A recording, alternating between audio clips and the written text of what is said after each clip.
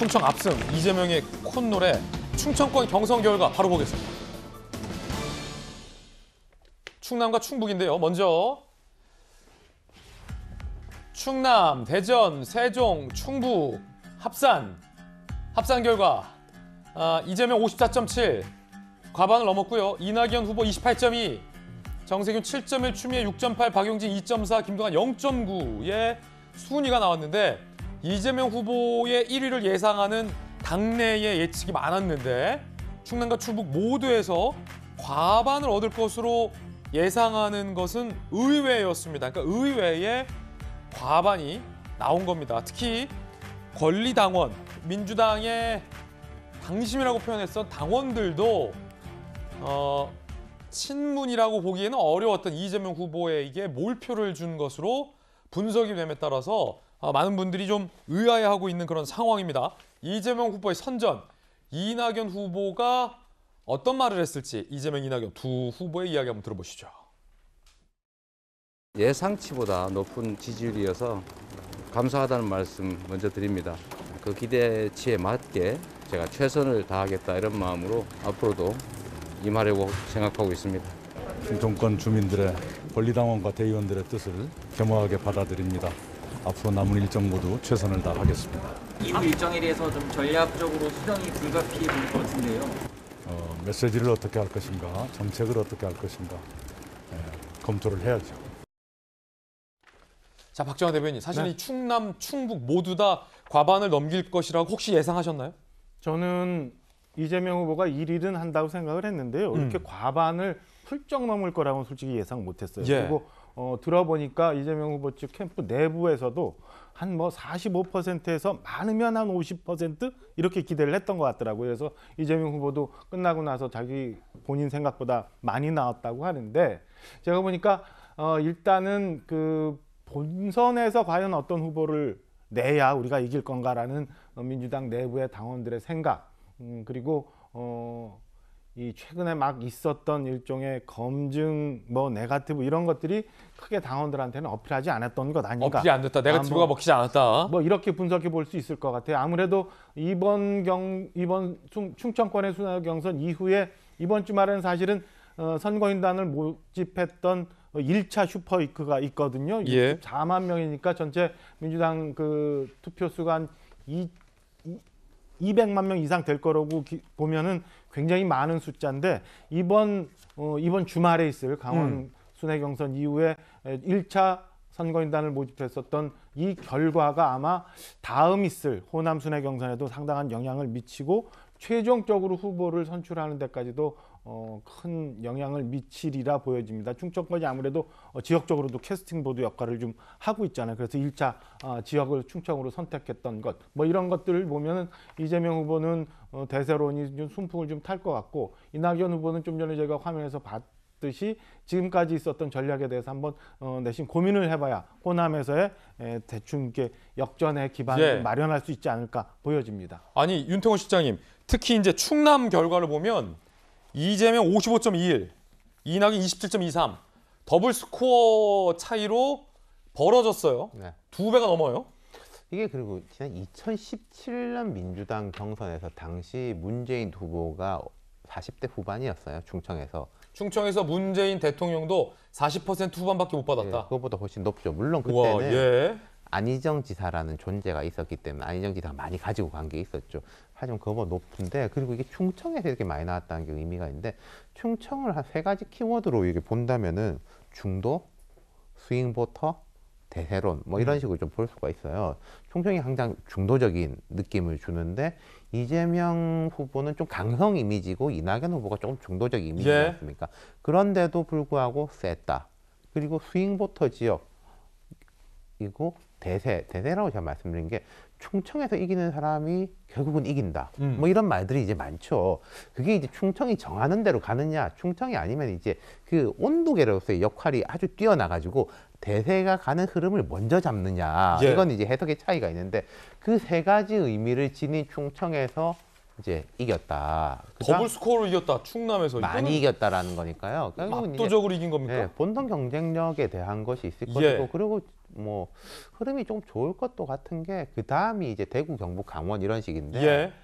이재명 후보가 안동 출신이지 않습니까? 예. 경북에서 유리하다. 민주당 후보군 중에서는 상당히 잘 나오는 편이거든요. 그럼 이 투표라는 것은 야권은 빼놓고 여권 중에서 하는 거지 않습니까? 그럼 더 이제 잘 나올 가능성이 높죠. 이거 흥미로운 질문 또 하나 드릴게요. 앞서 그 표 한번 다시 주시겠어요? 정세균, 추미애, 박용진, 김두관. 그러니까 이재명 후보가 많이 얻기도 했는데 정세균, 추미애, 박용진, 김두관 후보가 표를 못 얻은 것도 있어요. 제가 말씀 몇 번 드린 게 어. 그거죠. 결선을 가냐 못 가냐는 것은 1, 2위의 격차가 아니라 2위부터 나머지 후보들이 50을 넘겨야 되는데 이낙연 후보 20, 30 가까이 나온 거면은 제가 생각할 때 그렇게 약한 건 아니에요. 사실은 뭐 2등 후보로 또 나쁘진 않고 발판은 충분히 있는 것인데 3, 4, 5위권들이 약하다. 지금 보시면 이낙연 후보부터 아유 넘어갔네. 김두관 후보까지 다 합쳐도 이재명 후보만 안 되잖아요. 아니 그렇죠. 그건 당연한 거고. 근데 이제 3, 4, 5위를 합치면 지금 한 15% 정도밖에 안 되거든요. 그러니까. 자, 2위의 반밖에 안 되는 거예요. 그럼 이제 앞으로 3, 4, 5위들에 대한 게 사실은 더 빠질 가능성도 있다. 더 빠진다고요? 왜냐면은 아니 1위로 몰리게 돼 있어요. 원래 선거라는 게 밴드웨건 효과 때문에. 너무 부정적으로 보시는 거 아니에요? 지금 3, 4, 5위 후보가 보고 있어요, 이 방송을. 아니, 그게 대세로는 예. 이게 막느냐 못 막느냐인 것인데 그럴 가능성도 꽤 있다라는 거죠. 단일화가 물 건너갔다는 얘기도 있던데요.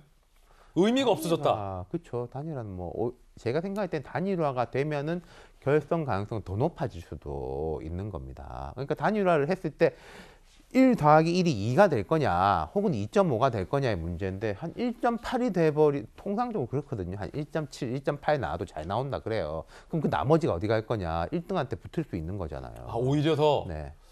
상당히 흥미로운 대목. 김수영 교수님. 자, 아직 전체 중에서 일부분 충청이다. 그런데 민주당 안팎에서 뭐 나머지 경선 보나만 하네 라고 일각에서 하는 분들도 있던데 그건 왜 그런 거예요? 그러니까 지금 한 220만 표 정도를 이제 뽑아야 되는데 이제 뒤집어 봐야 되는데 그 중에 이제 충청권의 표가 한 7만 5천 표 정도거든요. 그러니까 3, 4%밖에 되지는 않아요. 굉장히 그러니까 비중은 작다. 비중은 작아요. 물론 이재명 지사가 굉장히 많은 그러니까 과반을 넘어서 득표를 했지만 충청권 자체의 표는 많지 않음에도 불구하고 그럼에도 굉장히 시그널을 줄 수 있죠. 아, 본선 경쟁력은 역시 이재명이 갖고 있구나. 대세론이 이제 등장할 수 있는 거고 그 뒤에 있을 여러 이제 지역 경선에서도 아, 될 사람 밀어주자라는 어떤 심리가 발동할 수 있기 때문에 특히나 이제 이번 이제 충청권 끝나면은 이제 뭐 대구 경북도 할 테고 이제 호남도 할 텐데 어쨌든 호남 같은 경우에도 지금까지 전략 투표를 하는 경향이 있거든요. 그래서 이제 될 사람을 밀어주자라는 경향이 있는데 물론 이제 이 전 대표 같은 경우에 이제 호남 출신이고 호남에서 4선을 했고 또 거기서 전남지사를 했기 때문에 예. 아마 좀 뒤집어 볼 만한 어떤 여지가 있는 지역이긴 합니다. 표도 굉장히 많고요. 그리고 여태까지 여론조사를 했을 때 전체적인 여론조사에서는 이재명 후보에게 좀 밀리더라도 호남 지역만 따로 놓고 봤을 때는 이 전 대표가 굉장히 많은 표를 얻어갔기 때문에 한번 노려볼 수도 있지만 이렇게 첫 경선지에서 압도적인 표차로 이재명 후보가 이제 표를 가져가다 보니까 아무래도 나머지는 뭐 해보나 마다라는 이런 얘기도 나오고 1차 슈퍼위크 때 만약에 아주 절대 다수가 만약에 이재명 후보에게 간다면 그냥 결선도 없이 뭐 단독으로 경선에서 그냥 진출할 수 있지 않느냐 이런 얘기도 나오고 있는 상황입니다. 자, 물론 전체 비중 중에서 굉장히 지금 적은 비중만 뚜껑이 열렸다는 거고 결과는 언제든지 바뀔 수 있다라는 말씀 드리겠습니다. 남은 일정 한번 보시죠. 9월 12일이 상당히 중요해졌습니다. 1차 슈퍼위크예요. 64만 명. 강원 결과, TK 결과 다 발표되는데 다음 주죠? 11일, 12일? 일요일에 당장. 돌아오는 일요일. 네. 요때 결과가 만약에 이재명 후보가 과반이면은 결승전 없이 결선 투표 없이 그냥 대선 직행 가능성이 굉장히 크다.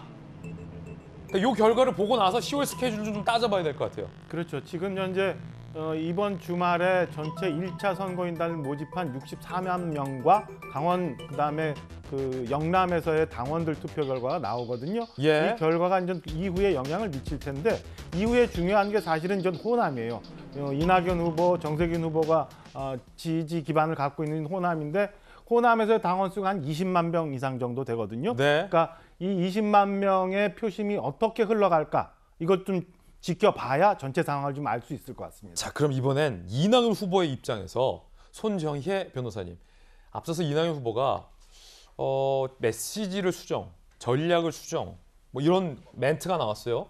자, 그러면 네거티브를 막 했는데 이게 안 통했다. 그럼 뭐 어떤 전략을 수정해야 이낙연 후보에게 득이 될까? 저는 사실 네거티브가 통하지 않았던 것은 크게 이제 그 효과를 발휘하지 못한 점들이 좀 있었거든요. 그래서 네거티브를 계속하는 것은 좀 불필요하다라는 판단을 일단 수정을 해야 될 것 같고요. 일단 그렇다고 한다면 지금 왜 이재명 후보가 이렇게 가반을 득표를 했느냐. 예.